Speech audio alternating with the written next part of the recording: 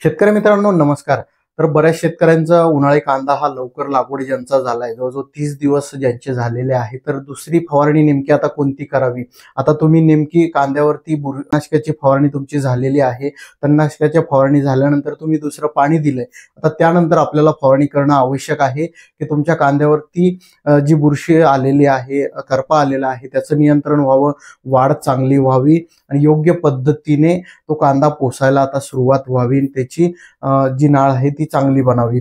तर यासाठी आपल्याला जे आहे साप पावडर घेणं आवश्यक आहे। साधारण 40 ग्रॅम आपल्याला साप पावडरचा वापर करायचा आहे दुसरी फवारणी घेताना। त्याचबरोबर इसाबियन जे टॉनिक आहे मित्रांनो, हे 40 मिली प्रतिपंप याचा वापर करायचा आहे। त्याचबरोबर विद्राव्य खत आपल्याला फवारणे फार आवश्यक आहे। तर त्यामध्ये तुम्ही 11-36-24 जे ICL कंपनीचं 11-36-24 येतं, हे 100 ग्रॅम प्रतिपंप याचा वापर तुम्ही करायचा आहे मित्रांनो। आणि त्याचबरोबर अळीचा प्रादुर्भाव किंवा इतर थ्रिप्स कीटकांचा जो प्रादुर्भाव होतो त्याच्या नियंत्रणासाठी जे हमला 555 येतं, हमलाचा वापर आपल्याला करायचा आहे। हे चारही औषधं आपल्याला एकत्रित करायचे। यामध्ये स्टिकर, सिलिकॉन बेस मधलं स्टिकर आपल्याला 5 मिली प्रतिपंप वापरायचे आणि ही दुसरी फवारणी करायची मित्रांनो।